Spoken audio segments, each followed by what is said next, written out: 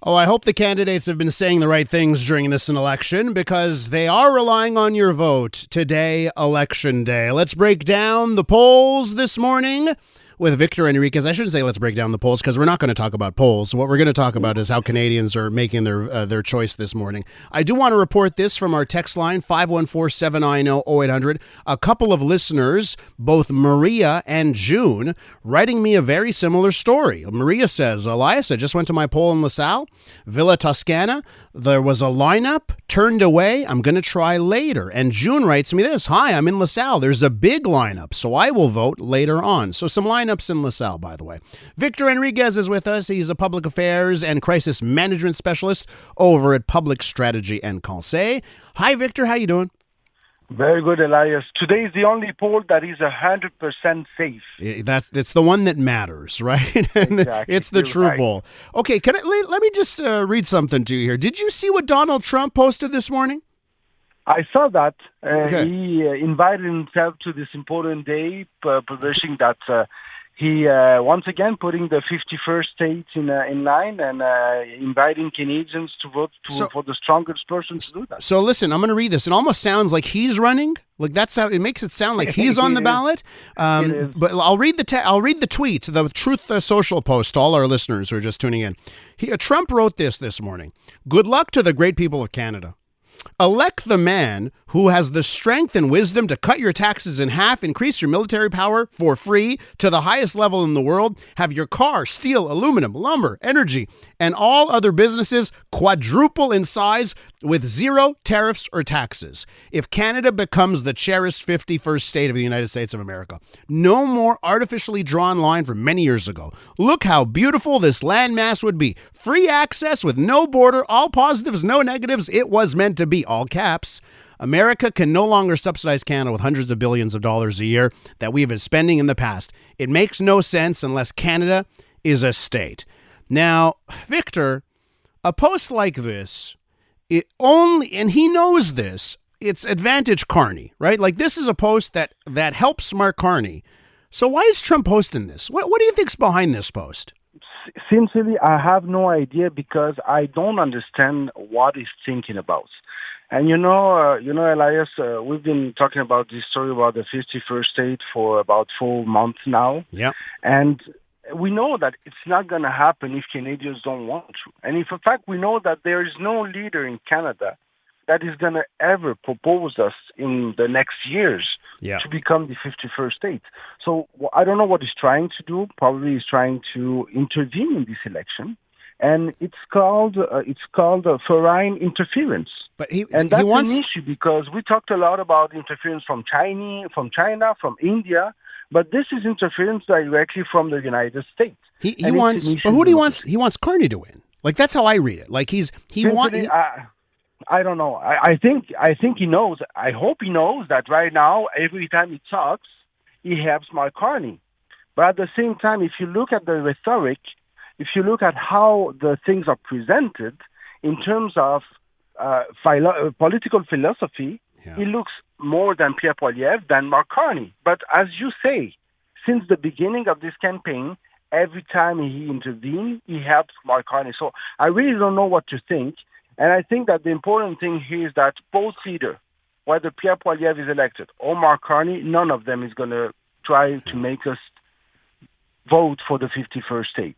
So this is not going to happen, whoever the leader elected tonight is. How does this break down regionally? Because, I think we can look, yesterday Nanos released their final poll, and it showed their tightest of the whole election campaign, 2.7%, the margin of error 3.4%. So the tightest we've ever seen from Nanos, at least yesterday, okay? Yes. But it comes down to the regional breakdowns. Why don't we start off with Quebec? How do you think this shakes out today in Quebec, and then head to the rest of the country, how this plays out? Today, what we're going to look at 3 areas in Quebec. We're going to look at the North Shore and South Shore of Montreal, where the Bloc Québécois is in danger in most of the nearest ridings to Montreal are in danger. For example, all the Blainville, Rosemère, Sainte-Thérèse area in the north, Longueuil, Saint-Bruno, Chambly, all that area in the south of Montreal. So this is the first part that we're going to look. We're going to look to Quebec City. We're going to look what happens in Beauport, for example, or in Charlevoix, where the Conservatives can win 1 or 2 seats. And we're going to look at Trois-Rivières. Trois-Rivières is the real three guys race, where the three candidates are very near each other, and this is coming to who's going to bring out his vote the most. So that's what we're going to look in Quebec. But the election is going to be decided in the GTA, the famous GTA, where you have 30 ridings outside of Toronto and 30 ridings in the Toronto area. Those 60 ridings are the ridings who decide who's going to be the government today. And that's what we're going to look. We're going to look at what happens, for example, in Markham. We're going to look at what happens in Oshaga. That's where we're going to look at, because that's where the Conservatives can make some wins and maybe can change what the poll says. Because in Ontario, the last polls yesterday were saying that the Liberals were about 7-8 points ahead, depending on the polls. Yeah. So we don't know what's going to happen, because, the main question here is, does the polls underestimate the Conservative vote? Mm-hmm. And we don't know that, but that's what happened in the last American election. So we're going to look at that specifically.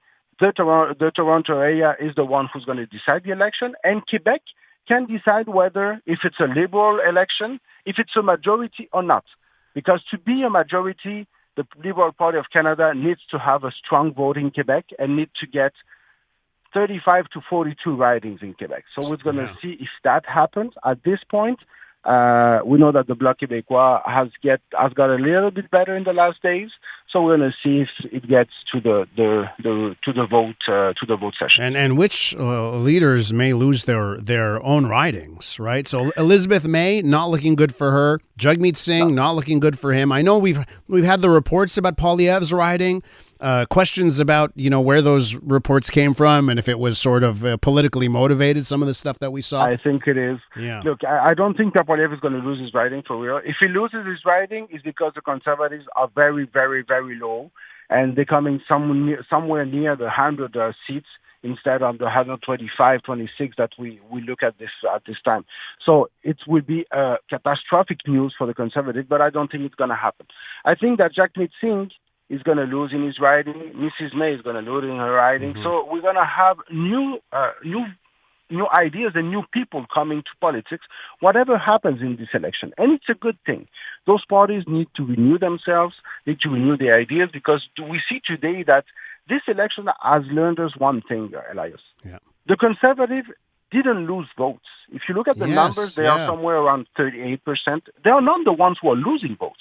It's because the NDP is so soft, so low, that the Liberals have a chance to win this election. Because if the NDP is low, the Liberals get stronger. And the Conservatives need a better NDP for the next election or for this election to win. So that's what we're going to look at today. That's the thing. Victor, I joked. I said the last couple of months, the Conservatives should have just been campaigning for and donating to the NDP, because that's a bigger role in this race. Okay, that's Victor, what they need. Victor, listen, we'll catch up real soon, post-election. Okay, can't wait.